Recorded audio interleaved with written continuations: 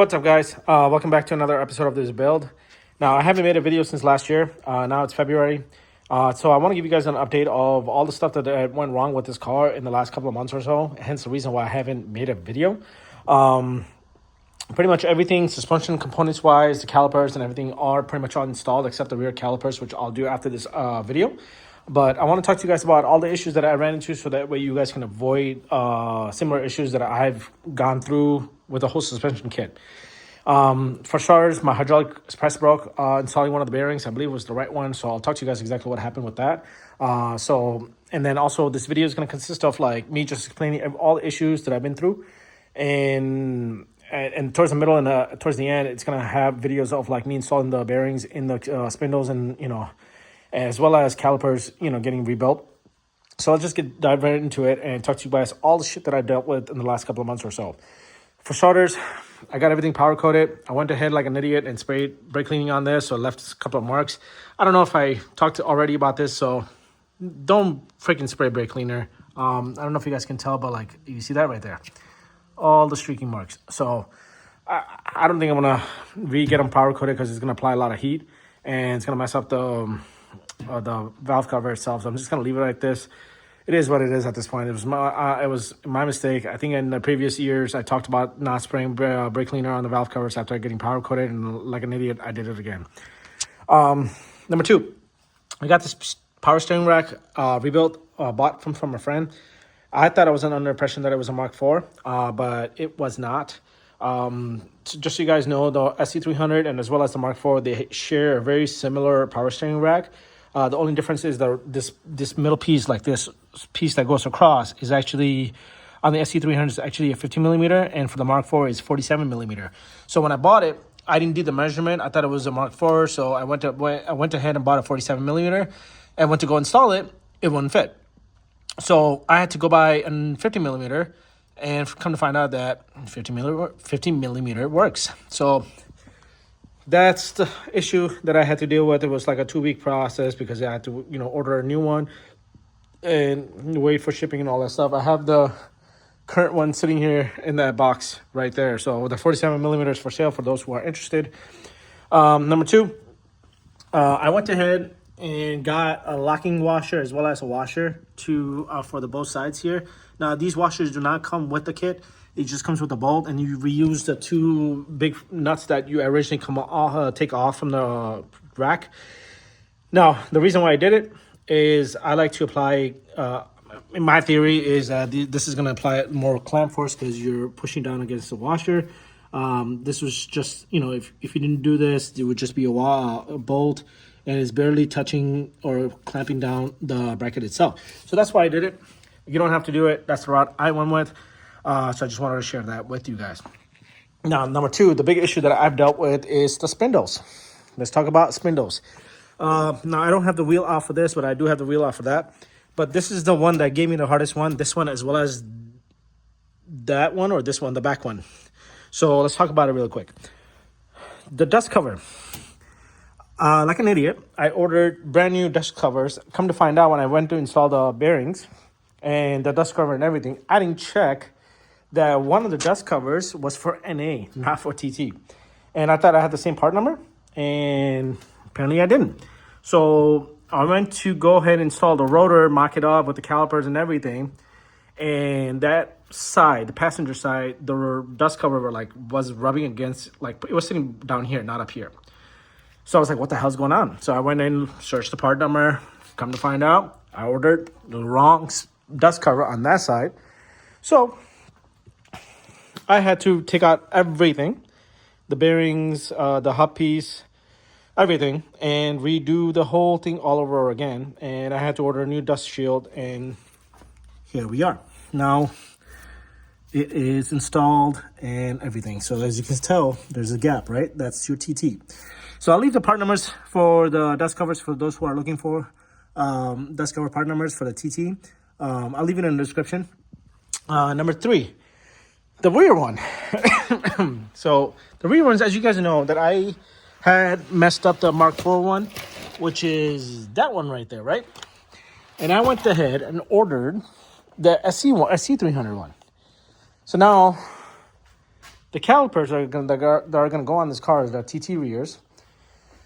I didn't do a research. I thought they were all gonna be same size. Apparently they're not. So the Mark IV dust shield for the back, this side, it went on perfectly fine. It wasn't rubbing or anything like that. When I went to go install the rotor on that side, it was rubbing. And again, same shit as the front one, but except the rear ones, I didn't buy it. It was all original, right? But I did buy the SC300 spindle. Come to find out, the SC300 spindle is actually smaller. The dust shield is smaller than the one that comes off a Mark IV Supra. So, same dilemma that I have for the front. The rear one, Toyota does not sell dust shields for the rears at all, even for the SC300, for Lexus, anything like that. So it's all discontinued. So I had to completely remove the dust shield on both sides. I don't know if in the last video I talked to you guys about the powder coating stuff. I had the dust shield powder coated for both sides, and I should have double checked and made sure everything cleared before I got it powder coated. So a lot of SC300 guys, when they go TT rears, what they do is they cut the dust shield.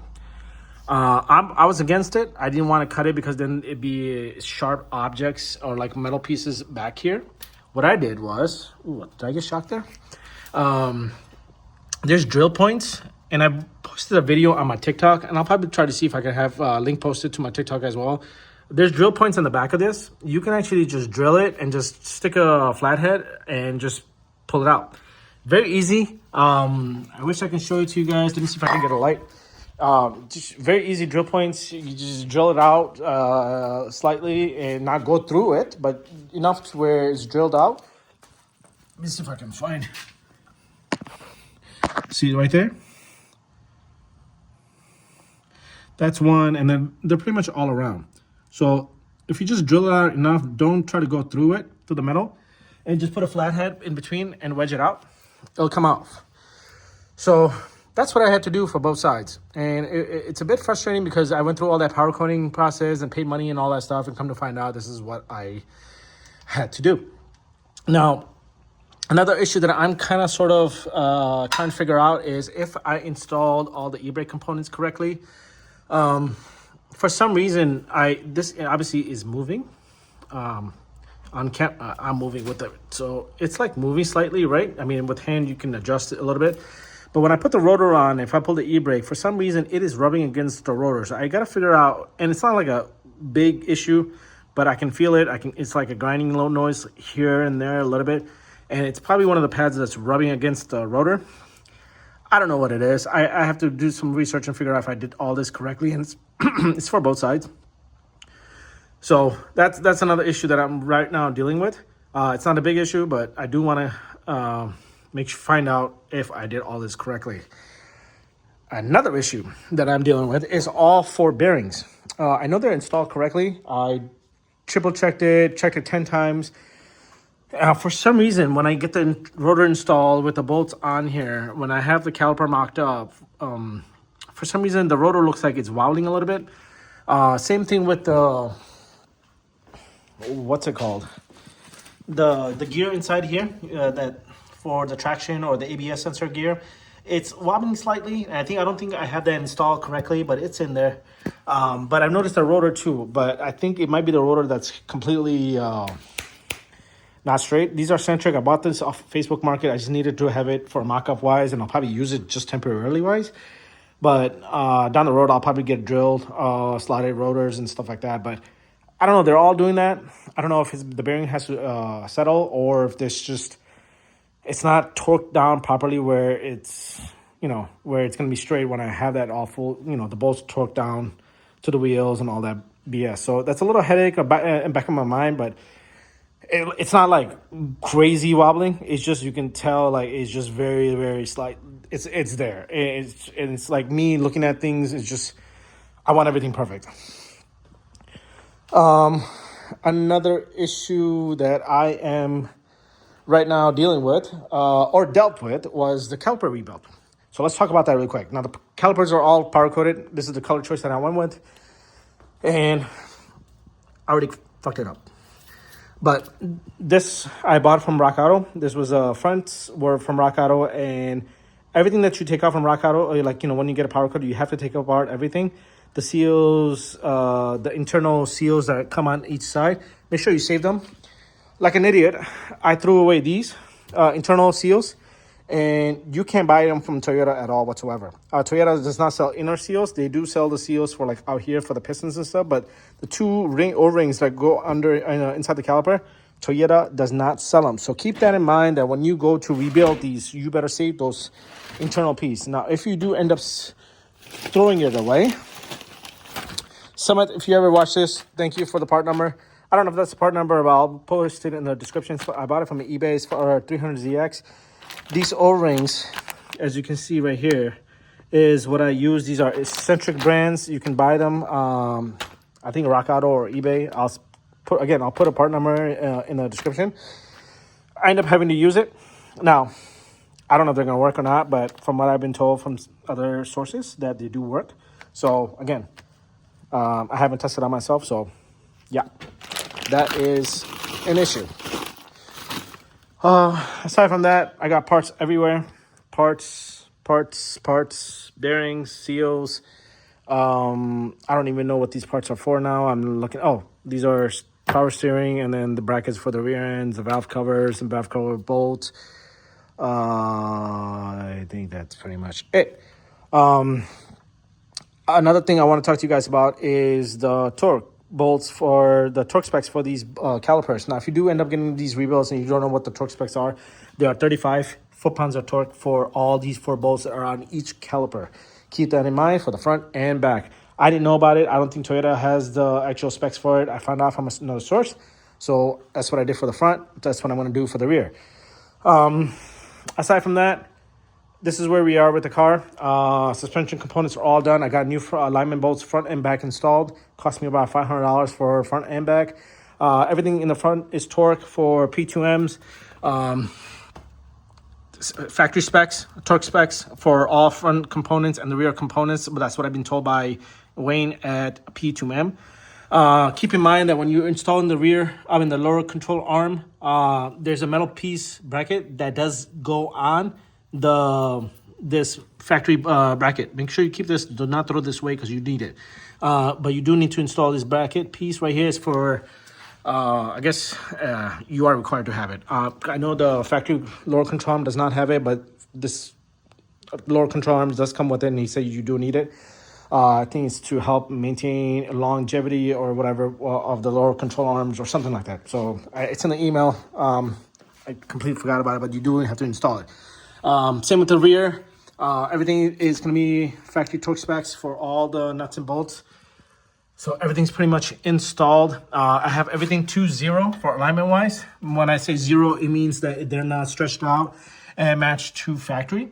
I'm going to have the alignment person do everything. And same conversation that I had with you guys when I had the Mark IV alignment stuff done, that everything back was set to 0, and then you want it even on both sides. So one doesn't have to be stretched out, the other one's not stretched out, just because you know the wear you're gonna have on your wheels or on the bearings and stuff like that. That's what I've been told. So you want to make sure that both sides are gonna be equal. Hence the reason why I left everything 0. And so when the alignment person goes and does it, they can adjust, make sure they're both the same length or whatever they need to do to get it within the spec. So that's where we are. Everything is installed. The alignment bolts, these bolts right here, as you can tell, these are supposed to be like 200 something or 180 foot-pounds of torque or something like that. I didn't do that. I did it really high hand tighten just because I'll have the alignment person take care of it, but everything else is within factory spec torque. So I do got to put the clips, the clips that go around these castle nuts. I haven't done it. They need to be done all around. I'll probably do that after I get the alignment done, so that way that I don't have to worry about it. And so that's where we are. So what's next? I do want to start doing the interior. Interior as to the... Let me see if I can open this bitch up.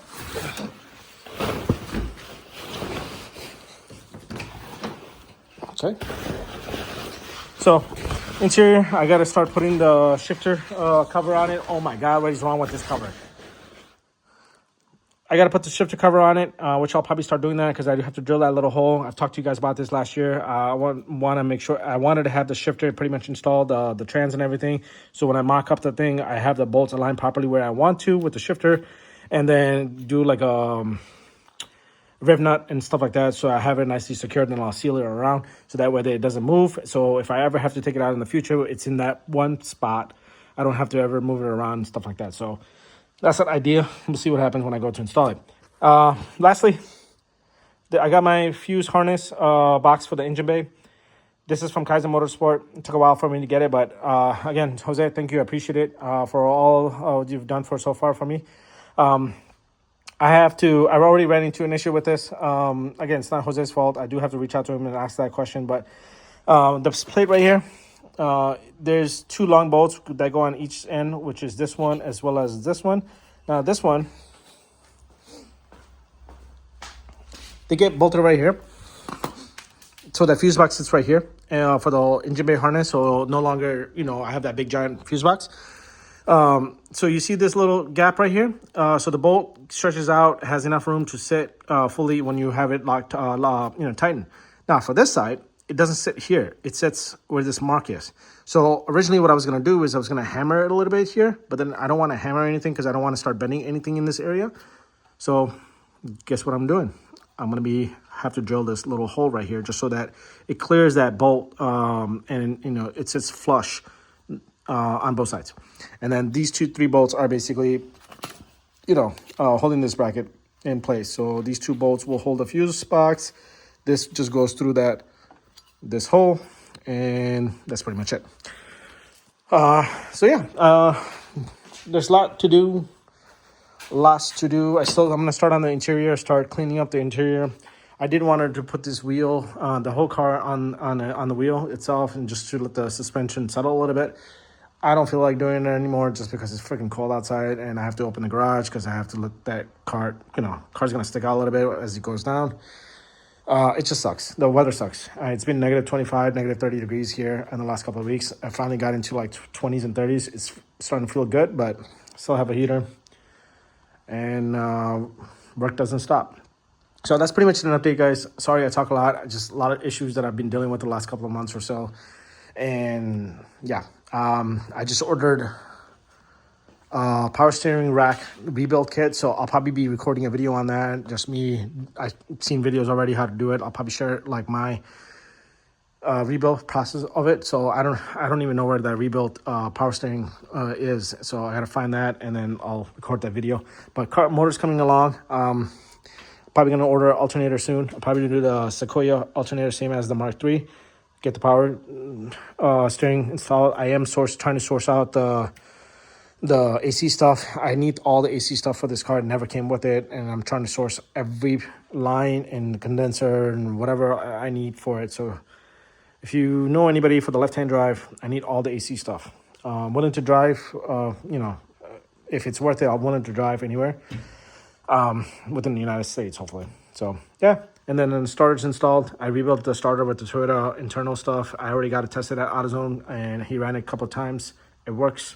So that's all rebuilt. Now the power steering, alternator, and then everything's starting to come together. So that's pretty much it. I kind of hesitant on putting the fluid right now. I still got to make sure the lines are running properly to the caliper and stuff like that. So that's where I'm at right now, guys.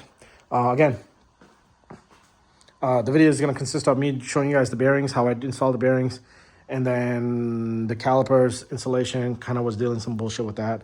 You don't have to watch it if you don't want to. Just throwing it out there. So thanks for watching. This is the first video of the year. There's going to be more to come, and hopefully the next videos I'm trying to improve my editing and all the stuff that I do along the way with the car and stuff, show you guys how I do it too. So I'm trying to work on that, so more to come. But thanks for watching, guys. I hope you guys have a great year. Yeah, looking forward to more videos. I forgot one more thing I want to talk to you guys about. For some reason, I don't know if you guys can tell. See how that piston sticks out? Now that piston's sitting bottom, it's completely on the bottom. It's like bottomed out. I don't know what it is. It's not like this for this one, but it is for this one. So I did mention this to somebody, and they said that as long as you have a little bit of room to work with the pads and stuff like that, it should be fine. But has anybody else dealt with this? I mean, again, I'm like scratching my head because the pistons are pretty much all the same size and bottomed out on this side. So I'm debating if I should take it apart again, just double check everything. But at the same time, I'm like, man, I really don't want to take it apart because everything looks great, and I'm probably gonna damage the power coating on this one. So if you know, let me know.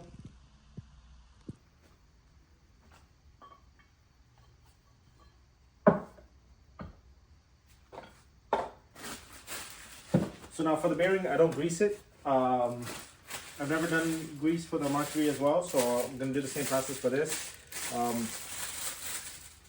It does come with like rust preventive, I guess, fluid all around it. I think that's what it is.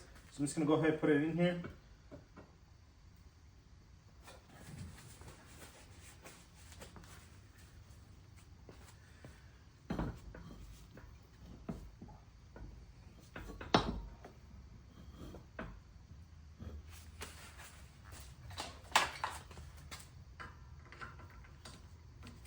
So I will.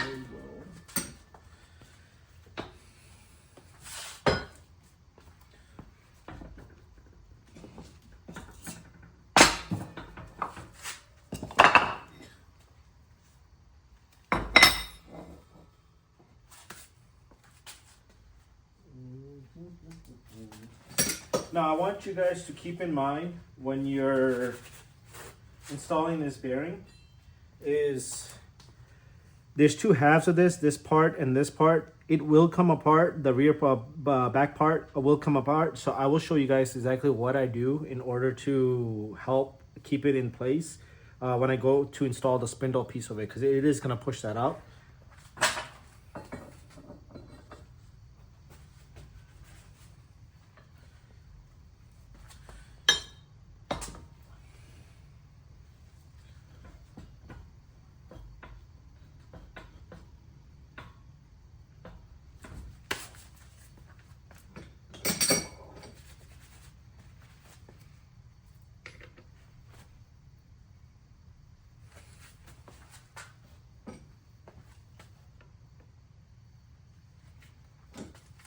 Now I'm using a socket, and then this is a piece that I am using out of the pulley puller. Bearing puller. It's from a kit, so it sits perfectly around the bearing. So I just use it as a evenly distribute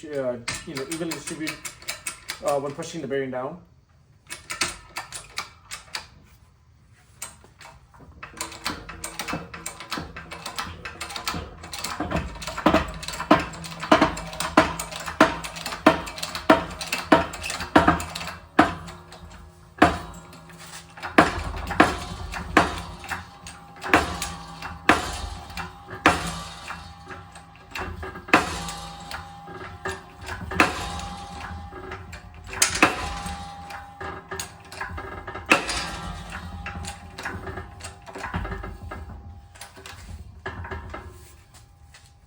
And I believe that's all the way down. Let's verify. It is not.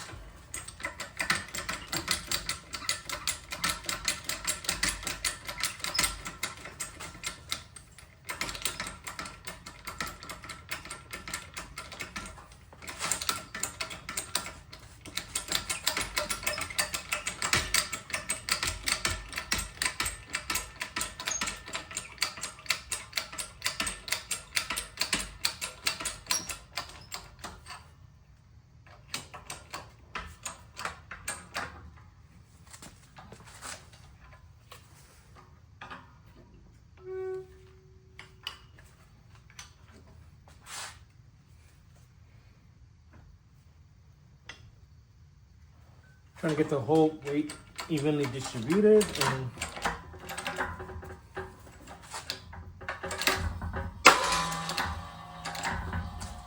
okay, so the bearings is in all the way. It is gonna make that sound because it's basically, you know, the whole metal piece is cold and stuff, and it's tight, clearance, and all that stuff. So this is what I was talking about. See how that piece came out? So make sure that your, you know, gloves, whatever you're using, your fingers are cold, nice and clean, so you don't get dirt around the grease in the whole bearing itself. Now it is gonna keep coming out as you turn it over. Sometimes what you're gonna have is this part also comes out as you know, go back and forth, flipping each side to put that in. So just try to hold it as you're moving it around. So what I'm gonna do is I'm gonna go ahead and put the C-clip in. And while I grab the C-clip and clean it and stuff, what I'm gonna do is I'm gonna grab a 36 socket. Let me see if I can show you guys up close.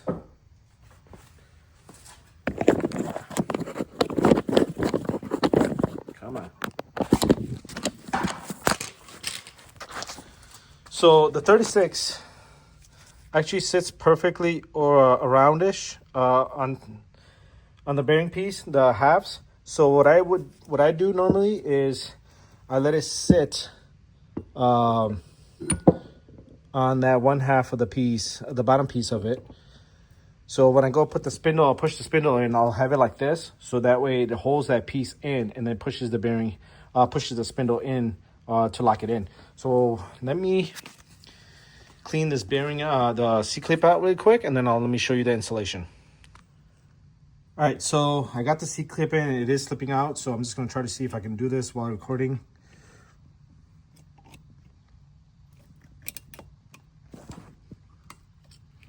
And the C-clip is in.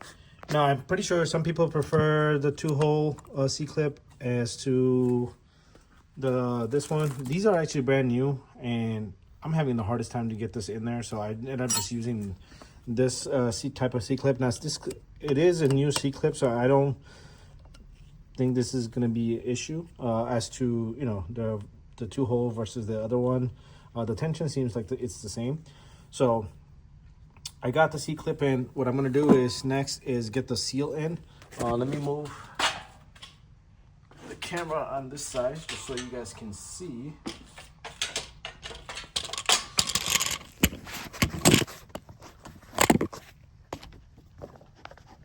If I can move.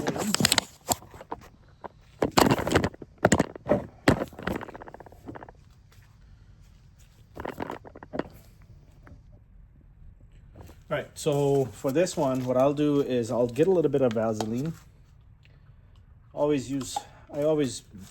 had good experience with the Vaseline with when installing like seals and stuff like that. Some of you guys will make jokes, I know. So I'll just put a little bit inside, and then I just put a little bit outside. This is just to help let it slide in, if you know what I mean. As you can tell, like my power coating is coming off as well. See the little chipping right here and there. So let me get this back on here.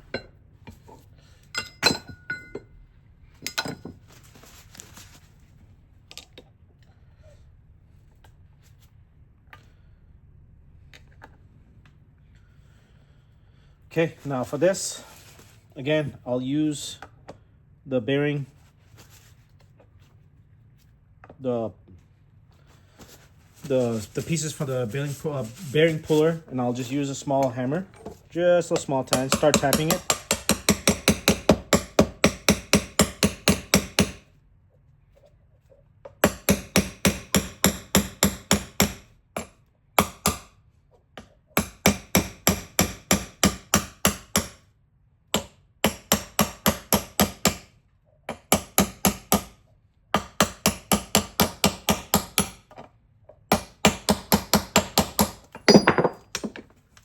And that's it. It's in all the way. it's in there evenly. So I'm just gonna double check, just tap it just a little bit. And that's it. So the seal's in there, nice and flushed. Don't see any issues that this will come off. So now what I'm gonna do is I need to install the backplating. So this would just go on just like this.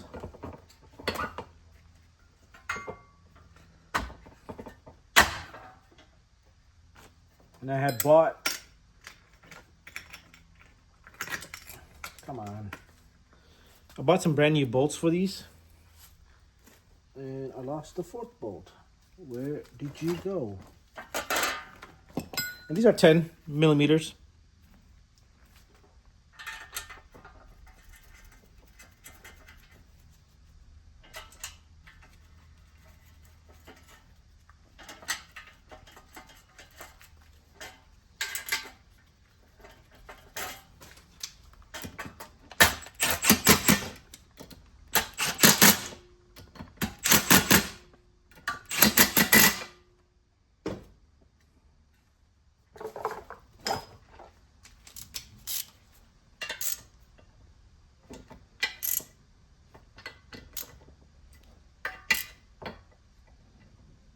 Okay. So bearings in, C-clips in, seals in, the back plating's in. Now it's time to install the spindle. I'm gonna go ahead and move the camera back a little bit. Show you guys on the press exactly how I do it. And then once I get the spindle in, I'm gonna go ahead and turn it over, and then I'll install the gear. This is for the sensor, and then also the nut. Now, I'm not going to torque the nut down because I'm going to do it when I have the spindle on the suspension parts, the upper control arm, the lower control arms and everything. When it's all hooked up, then I'm going to go ahead and do a torque it down. And I believe that the torque is somewhere around the 100 something. I'll have to double check, but let me back up the camera. All right, so like I mentioned, I'm going to use a socket to hold it down, so no longer need this, and I believe I don't need one of these.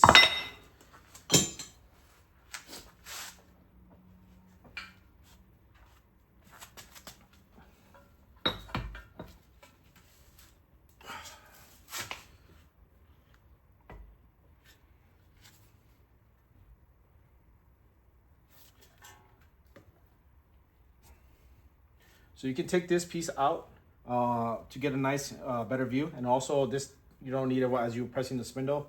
It is gonna go push this inside the socket, but I need room inside the socket as it goes, all of the spindle goes all the way down. So that's that. Clean this a little bit.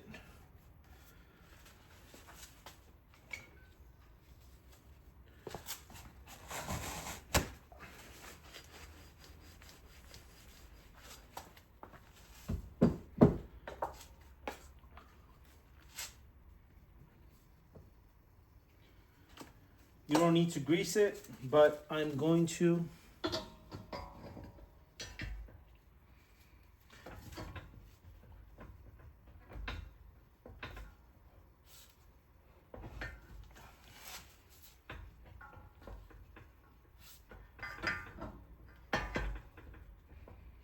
This is going to be a bit challenging because you got to use two hands.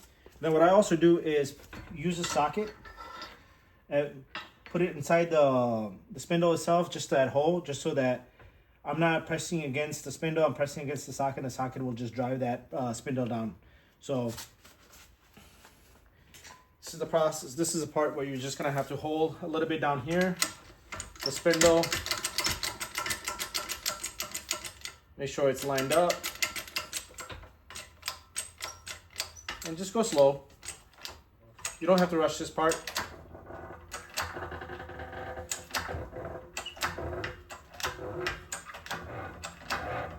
And as it got settled inside the first part of the bearing, you can start getting a little aggressive and start pushing it.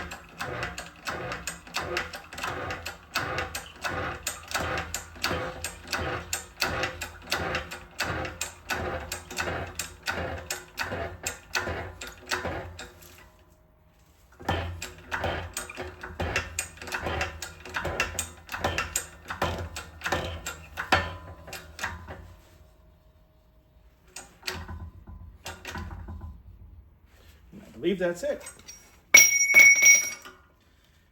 So just hold on to this when you're retracting the press. I think I used the wrong socket.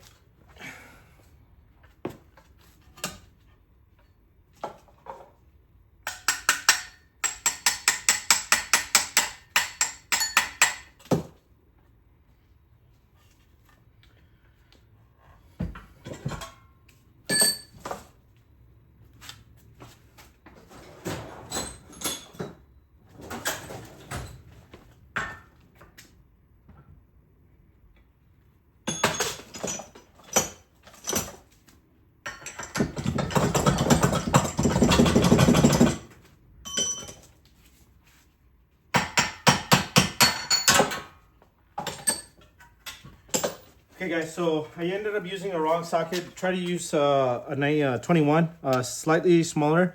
It got stuck in this hole. When I'm talking about using socket wise, 21 would have been ideal, so it's move around freely, so it doesn't get stuck in here. But this is what I do to press the spindle down. Now the spindle's in all the way. As you can see, the socket, the bolt portion part where the bolt goes on, sticks out, and the bearings, the spindles all the way inside the bearing. I don't know if you guys can tell, but it's in there all the way.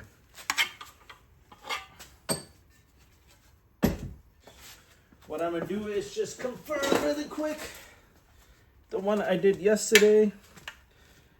So just about right.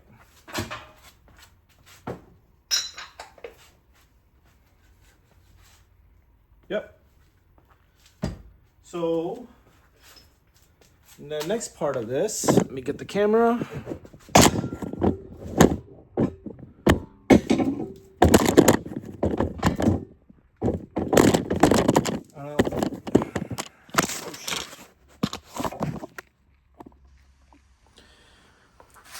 So the spindle is gonna look like that, pretty much all the way in, right? So the next part of this is getting this in. I had a little issue yesterday with getting this to sit properly. The way it goes on is like this, not like this. Not this part going bottom. This part is the one that's going bottom. I'm just gonna heat this a little bit because yesterday I had to hammer it a little bit in. It's obviously cold. And let me just drop pieces.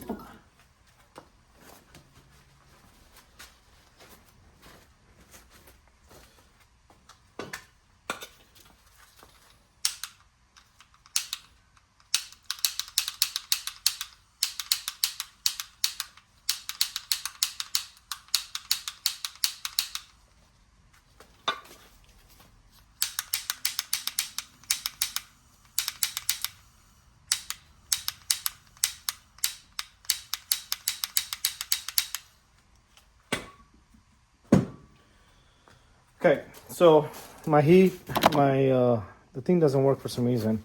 I'm just gonna go ahead and slide this in.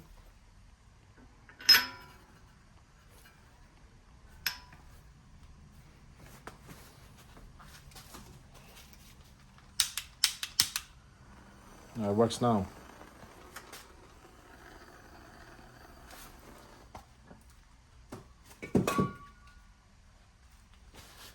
So I already got this slid in. The other one, for some reason, I had issues, but this one slid just fine. So, and then just put a nut in.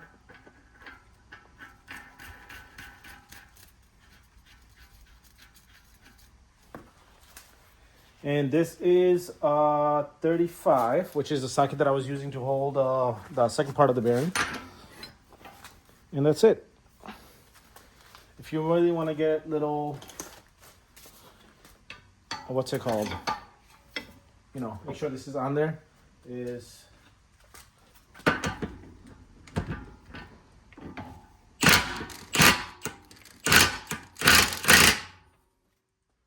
now I'm not getting too aggressive with it, but I just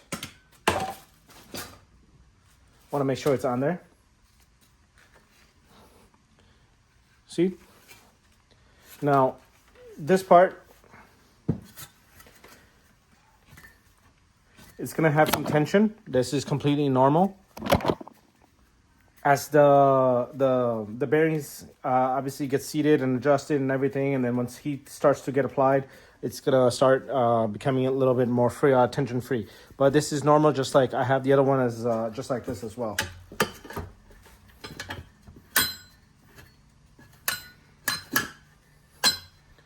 So that's pretty much it. I just want to make sure that the gear is in there straight and seated.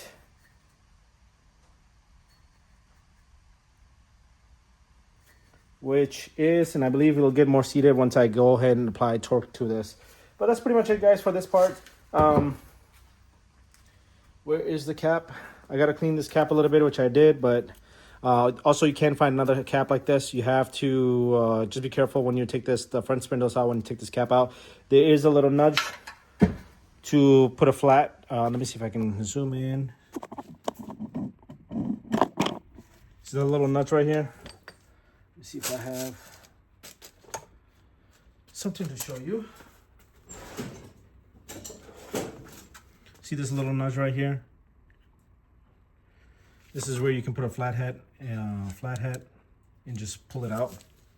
So just when you go to take this out, just be careful. I did ended up denting one of them. I believe it's the other spindle, as you can tell right here, right here. So careful when you go to take this out, because Toyota does not sell those, and it is very difficult to source another one. But that's pretty much it for the front spindle.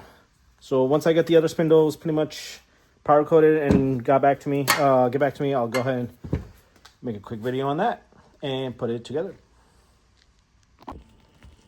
So the surprise that I had for you guys was the choice of caliper color, which, as you can tell from the wrapper, that it is yellow.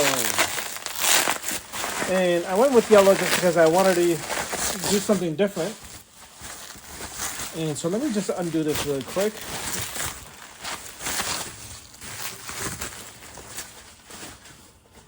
This is the choice of color that I went with. It is yellow, powder coated. The paint color or powder coated color, it's called Yamaha Yellow. So I didn't want a bright yellow, even though in the camera it might look bright. I do have a light over here as well. But this, my friend, is called Yamaha Yellow. So what I want to do here is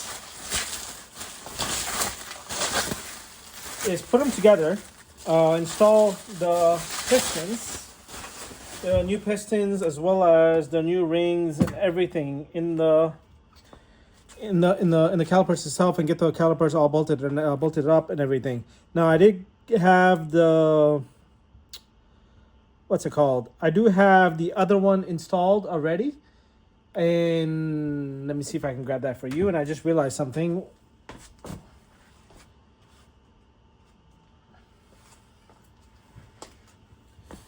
This is the other one. This is the left side, and I did ended up chipping here and there some pieces, some spots.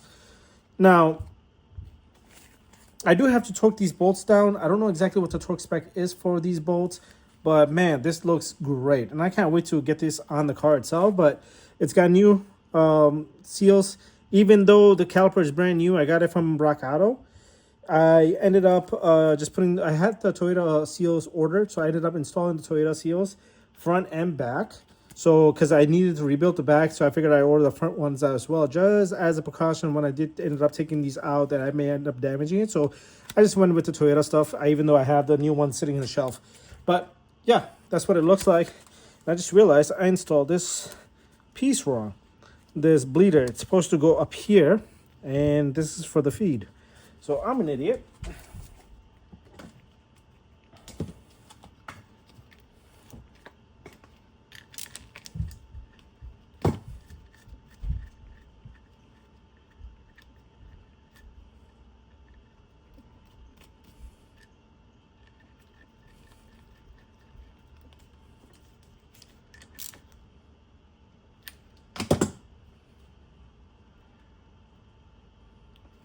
So let's do an installation quick of the right side of the caliper.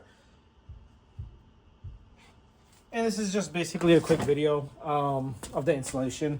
So I'm gonna start with this side.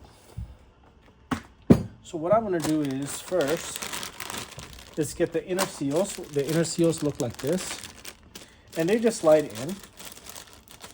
There's 4 of them, obviously, and these come pre-greased from Toyota. This is how they look.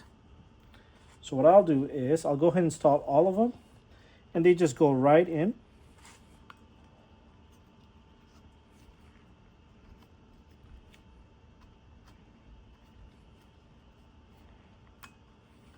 Just like that. Let's see if I can get up close. See, they just slide in. That, see, all around. You don't have to force it. Just get it in one side and slowly work your way around, and they just go in. And make sure they're, it's not twisted or anything like that. It just goes in one way. So I got that side done.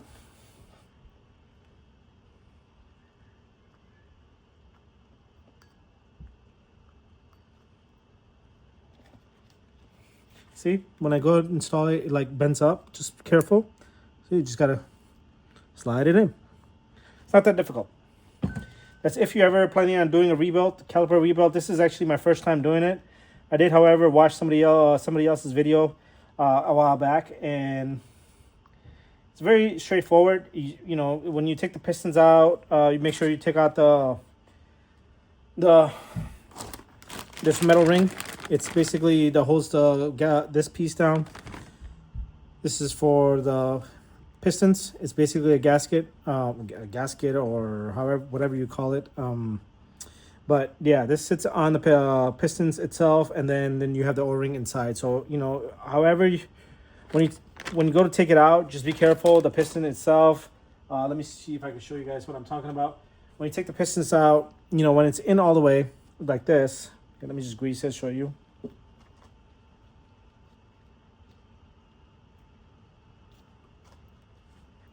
Now, Toyota does provide this grease, the pink grease that you just saw. It comes with the whole kit. So what you do is when you take it out, let me just install this a little bit. When you go to take it out, this is in all the way, right? If it's a new caliper, it's going to be in all the way because it's going to come not coated. And if you're planning on getting a power cutter, you do have to take the pistons out and everything, even as well as the O-rings on the side here. You got to take everything apart, disassemble it and everything. And then this is going to be in all the way. What I did was I went and got a little ply bar as well as a flathead. And from each side, let me see where my ply bar is. For some reason it's gone. You just basically grab it from each side and slowly, evenly push up, and it just comes out. So for this part, what you want to do is what I did with the other one is I just grease it a little bit. Just a tiny bit. And what you do is, this is the back side, this is the front side. With it being out, just pull it from one end as you get it on, and then just slide it over. Basically like a sock. So imagine this is your feet. You're pulling your sock and just putting it on there. And then as you can tell, like, let me see if I can grab it for you. It looks like this. It like that little notch I was showing you how you pull the piston out. It just sits on there. So that is in. What you want to do is push, and then just work your way around so that it's properly seated, the seal itself, and move on to the next one. So what you want to do the same thing. You want to grease a little bit, just the side. Now it does still have that grease from when I bought it brand new, so I'm just going to leave that on as well. I'm gonna wipe it, push. This part you got to be careful. You don't want to force it. You want to let it just slide itself as you push it down.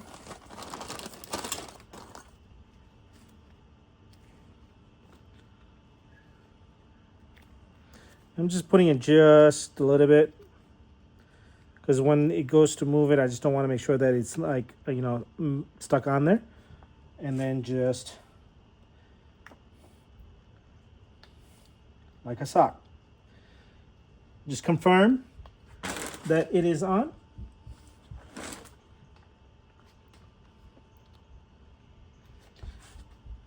All right, it is on, and then just push and just work your way around. Make sure it's seated properly. And that's it. Seals are on. Now I'm gonna go ahead and move on to the next one.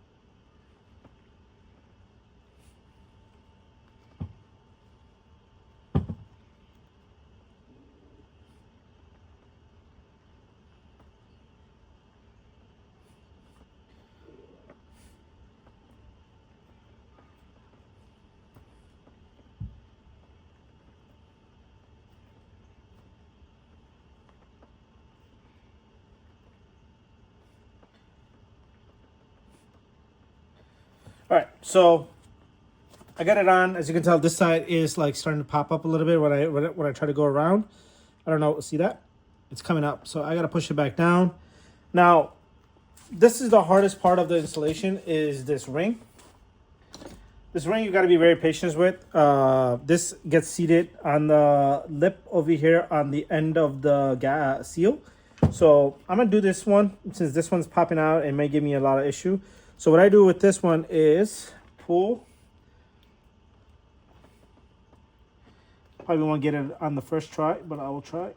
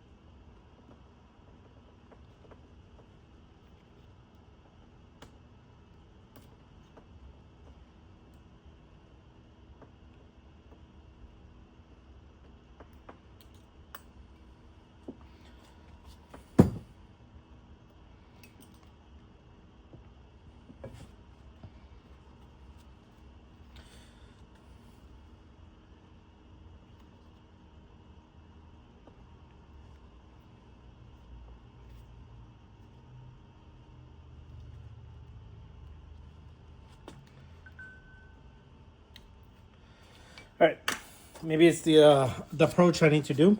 So I got this one on, as you can tell. Let me see. See, it's sitting at the end of the lip, basically, of the seal. So it's pretty much all around, as you can tell.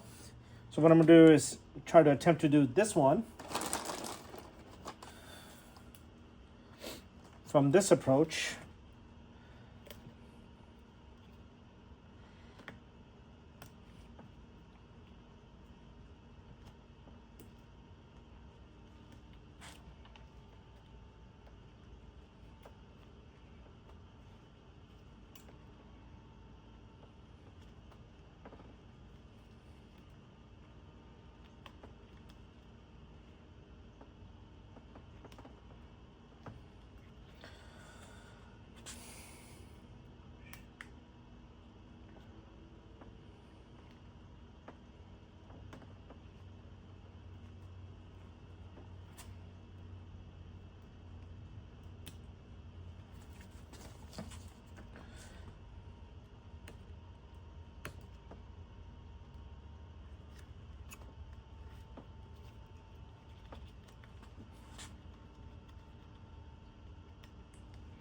Okay, I have to take the seal off for some reason. It's not letting me get the ring in, and this is what I'm talking about. Stick in.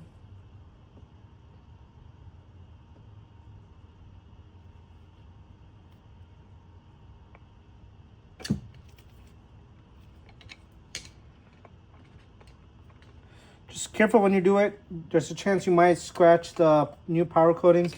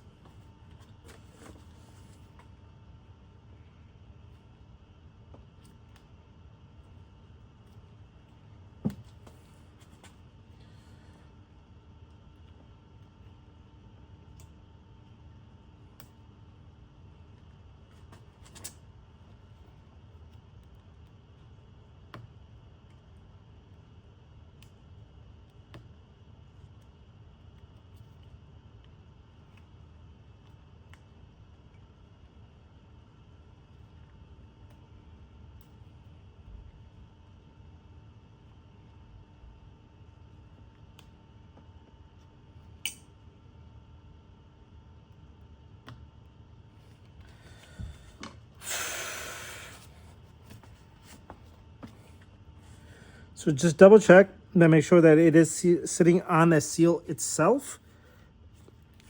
Because this one giving me a hard time. No, of course it came out. Look at that.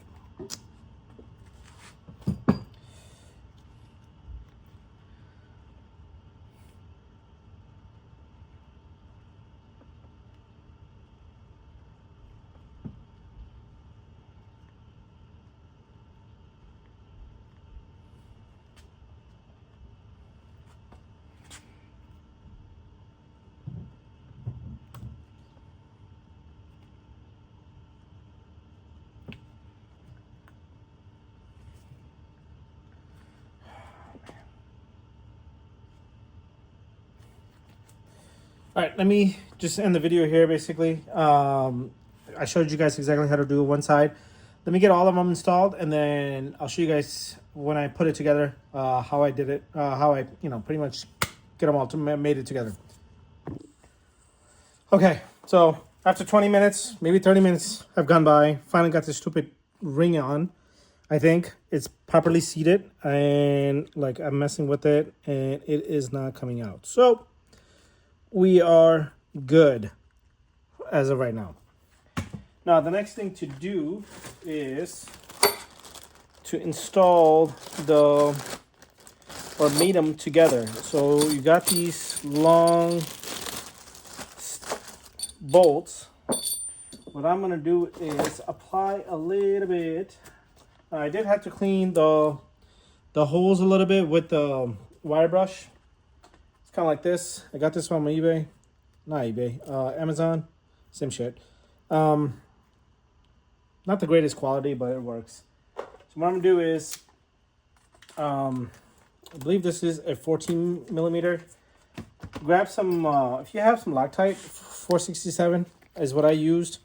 Just dab it just a little bit. I think that's we came like that when I originally got the thing, because I can tell like the residue a little bit on these bolts, and these threads. They look like they had this type of Loctite. I applied it on the other one, but there were some issues with the powder coating that the bolts weren't going all the way.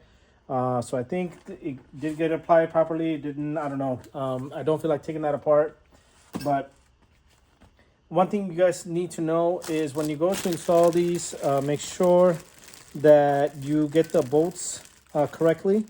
There's two different types of bolts. One's a long one, one's a shorter one. The shorter one's on the outside, and the longer ones are in the inside. And let me just clean this a little bit.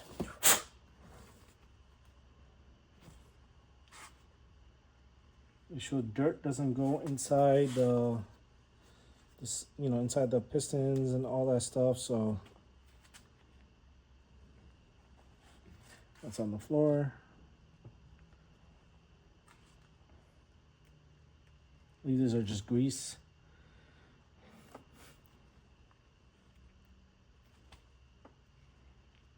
I don't know why I'm applying just a little bit. I did that for the other one as well. Just apply a little bit. So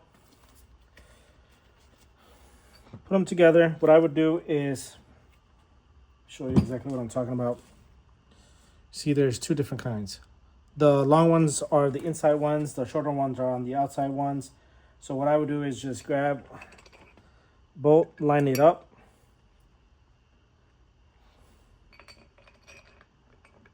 Make sure the seal, the inner rings are in, which they are on each side, and just slide them to, and just hand tighten it.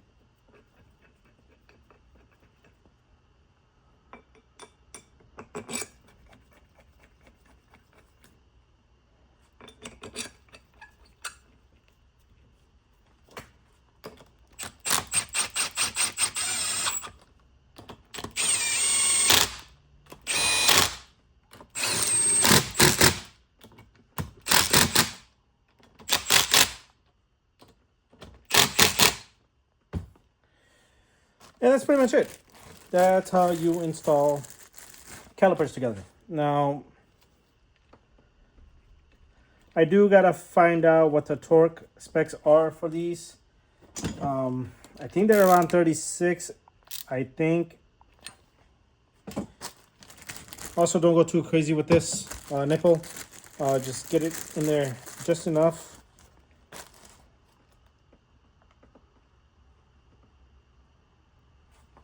And that's pretty much it, folks. There you go. See, I don't like this. I don't know why it's like this. It's like a space, basically, on both ends. I don't know if it's because the way it was built or what. I mean, these are Rock Auto. They're not actual Toyota ones. They were like $150 or 160, something like that, around there, plus shipping. And they were new. And again, these are all just temporary until like when I have the car fully built and everything. Later on I'll spend more money on the brakes setup. But as of right now, these are 4 pistons. I'm not road racing or anything like that. So I just needed something to use temporarily to stop and go. And so these will have to do. Again, I don't know why it's like that. I don't know if it's because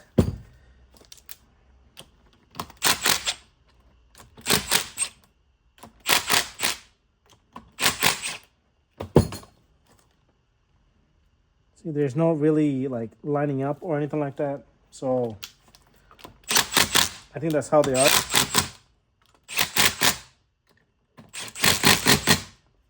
But I'll try to follow up with the torque specs on these. Right and left are pretty much done for the front. I still got the little rear ones to do, which I gotta find the kit, which is, this is the kit for the rear. And then I believe, which I tore off, is this is the part number for the front. So 04479-14140, and then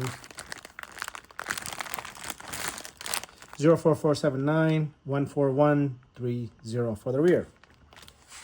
So that's pretty much it. I don't know what these are. Came with the kit. So I don't know if these are supposed to be used for the seals, the O-rings, the inside, but it doesn't look like these actually sit in that little hole. These ones were like a rubber piece to go in there, so I just used that. I'll hold on to these in case something happens. But that's pretty much it at the moment. All right, guys, what's up? Welcome back. I guess I shouldn't say welcome back. It's been a couple of weeks or so. I got my parts powder coated and returned it back to me. I got like bags literally everywhere with powder coated parts. And I want to take a minute or a couple of minutes to talk to you guys about the rear spindle and what happened last couple of days ago when I went to go ahead and install this. I had originally made a video, and normally I don't make a video of the first installation just because I didn't need to know if there's anything that could possibly go wrong, and which couple of things did. And so now I want to talk to you guys about that. One being is the backplating is nice and powder coated. It looks pretty much brand new from factory. Kind of looks like from factory itself, if not better. But ran into issues. I got the bearing in, I got the C-clip in, and I went to go install the backplating to the spindle itself, and then it was not going in. And I was like, well, what's going on? And I came to realize this piece right here, this area, is powder coated. Now it's powder coated on both the backplatings. This slides into the spindle. And let me show you. See this area? It slides right into there. And then this Allen bolt gets threaded in into there. So it wasn't going at all, and I had to hammer this particular area, and I had to be careful to get it in the hole. Now I greased it, and I had basically, like, look at this. It is pretty much, powder coating flakes pretty much everywhere here, and I had to clean it up. But again, this was very stressful because I thought I was going to break this whole area, right? So if you're planning on getting this powder coated, just let your powder coater to know that do not powder coat this section right here. Just have them sandblast it, clean it up nice and clean, just like how this looks. But don't have this area powder coated. Or you're going to be in the same issue or pickle that I am right now. Now, I am planning on using a wire brush and getting this pretty much smoothed out, and then I'll probably use a brake clean and clean it up a little bit, just so that it slides into the spindle, because I do not want to do the same thing that I did for this one. Now, number two, this was a big issue here. Apparently, I don't know how to read, which is not surprising. I ordered a couple of seals, meaning for the what I thought was front and rear, and I misunderstood the front and rear part, and I ordered the right rear, meaning rear, and when I went to go order front, look what I got. And when I read front, I thought it was rear front. It was actually just Timken front, meaning the front spindle. So I got two of these, thinking, why are they not working? Went online after I had recorded, and then I realized I didn't know how to read. So I ended up ordering the correct rear, and I ended up finding out there were two Toyota ones that I had from the Mark III spindles, which is pretty much the same thing as the Mark IV for the rear, inner. So there's an outer, which is facing the wheel, outer, and then inner, which is the facing where the drive shaft is connected to, right? The axles. I don't know why I said drive shaft, but the axle part, right? It gets connected and goes through. So inner, outer, for those who are not familiar with the outer and inner. So that's what happened. And now I had to wait a couple of days or so to order the correct seal, which is this one's 1928 for the outer. And I believe the inner was 1935 is the inner one. And if you're looking for the front one, is 1941, I believe. So I haven't even tried this. Let me try it to see if it mocks up, because as I'm recording, let's find out. See, now this one fits. Now I just got to tap it all around, as you can tell. So I was waiting on this because apparently I can't install the spindle until I get the seal in, right? Because if you install the spindle without the seal, you're going to have pretty much dirt going into the bearing, and the bearing is going to get destroyed, you know, by like 100 miles or so, if not less. Who knows?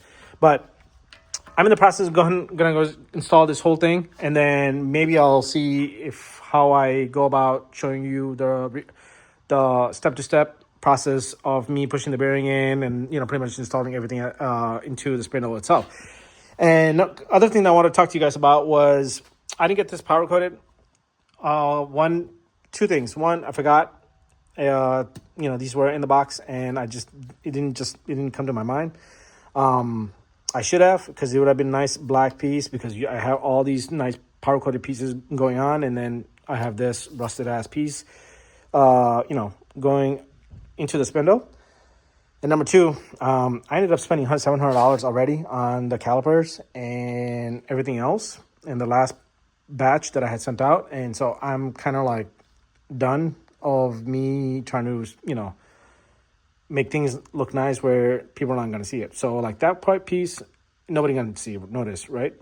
Except me. And this right here, yeah, not a lot of people are going to be able to see it, but at the same time, it's this particular part and stuff. It's, you know, you don't get it from factory even, and I can probably source a spindle from like Rock Auto, like a kit or something. So I'm not like, you know, for me, it's like, okay, I can source this, but I can't source that if anything in the future, blah, blah, blah. So I wanted to get something powder coated, but again, it comes down to money. That's why I didn't do it.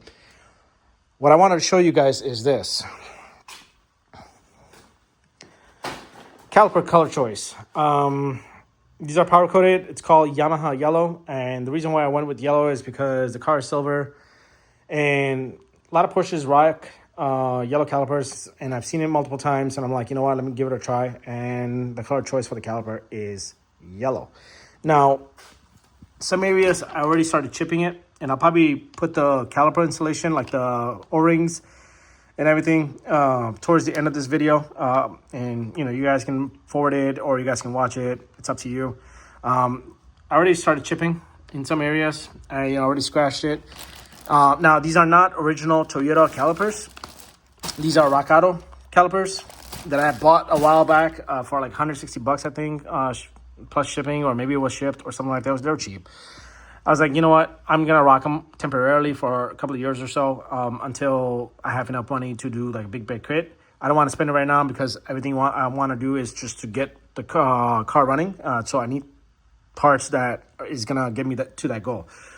Now, one thing I noticed when I went to go and put these together is this part right here. I don't know why there's a gap. It's lined up properly. It's bolted up. I tried taking the bolts out and wiggle it a little bit just to see if there might be an issue with like lining wise, but I guess that's what it looks like.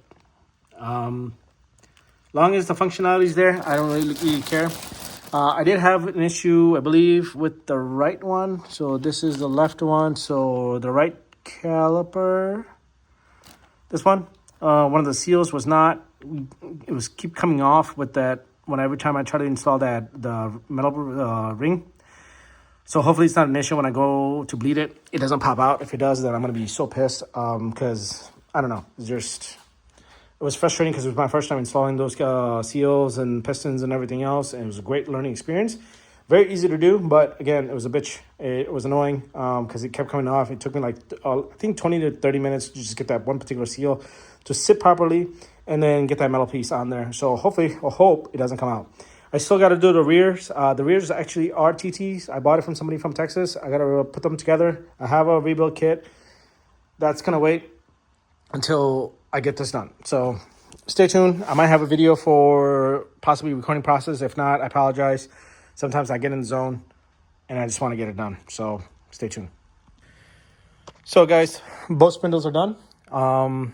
I had to hammer this in, even though I mentioned, you know, I was going to use a wire brush to get that power coating piece out, and I did, and it just didn't work out. I had to completely strip it, which was not going to happen with me. You know, it was just going to require a lot of work. So I had to hammer this in the back plating into the spindle itself. Luckily, nothing happened to the spindles or the back plating or this piece where the, you know, this washer and the screw gets on. But yeah, both spindles are done. I want to quickly talk to you guys exactly how to do the installation, because if you're doing this at home, if you have a press and you don't know what power tools to use, this is what I did. You can try to attempt it my way. But I used one of the pieces out of the bearing puller. So it's something like this. And then I used a 36 millimeter. So what I did was I used the 36 to sit on it, and this part of it will sit and hold the bearing side. This is just, okay, the bearing part of it, and it'll just hold it in place so that way that it doesn't move. And then as it's sat and have this pretty much sitting on, you may have to hold it with one hand, and then you're gonna have to push the hydraulic press down, you know, pump it as it goes down. And what I did was I used this adjustable wrench, and I just kind of placed it on top. And this might move around a little bit because this is not, you know, obviously it's not sitting in. So once you get it, just get enough close to it, tight, and let it sit, and then it'll start to press down the whole hub itself against the, you know, the spindle inside the bearing. So, and then you have that holding on the bottom, so it's kind of like in one place. The second you start to get, you know, a little bit in the bearing, you can go a little crazy with it and start pumping it and the hydraulic press until it gets pretty much seated all the way in. And that's what it looks like. So both of them are like that, pretty much. Just wanted to show that because I didn't record the process just because I didn't know what else could possibly go wrong. And I just wanted to, you know, get these done. And I don't have a lot of room to set up the camera or anything like that and zoomed in to show exactly how it looks. So I figured I'd explain exactly what I did. Basically, I took a 36, laid it like that, and then this basically sat like this. Used the adjustable wrench kind of as a support to push this hub in the bearing, and then that pretty much held it, and this is how it looks on both the spindles. Let me see. It's heavy to hold with one hand. Quickly, I did damage the power coating on this side, and look at that, it just came out. When I was putting the seal in, I was getting frustrated because the seal wouldn't go in at all as much as I typed it. So I just got frustrated and just went crazy with it. So this is in, this is in, this is good to go. I want to go ahead, possibly start putting these on the cars very soon. Quickly, I want to talk to you guys about where did I put it?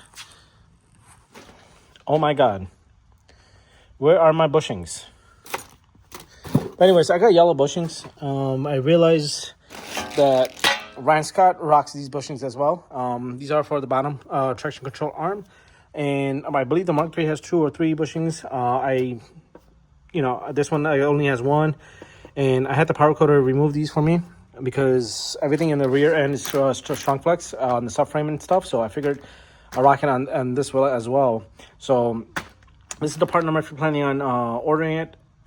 I did not pay tariffs on this because this was ordered separate. I believe I paid $72 something, maybe for the parts, and then like shipping was $15. Maybe it was like $90 or something. I think might have been less, but I didn't pay tariffs. I'm very surprised. Trump, don't watch this video. So yeah, that's pretty much it. I need to go ahead and install that, and that's pretty much what I wanted to talk to you guys. And, you know, if you're planning on doing this installation at home and how to install the bearings back on the hub or the hub in the spindle itself. I have parts everywhere. I don't know what else to tackle. I still have the, what's it called? The calipers for the rears to mate them together. I got the 2 front ones pretty much done. I'll have the video pretty much installed, you know, put together after this conversation. If you guys want to watch it, you can watch it. If not, you can just pretty much end the video here if you like. But aside from that, guys, thanks for watching. I hope you guys have a great holiday and a happy new year. I have more videos to come. I just don't know what to talk to you guys about. And, you know, show you guys. But, I mean, there's obviously going to be more videos. So I appreciate you guys. Have a good holiday. Happy New Year. Merry Christmas.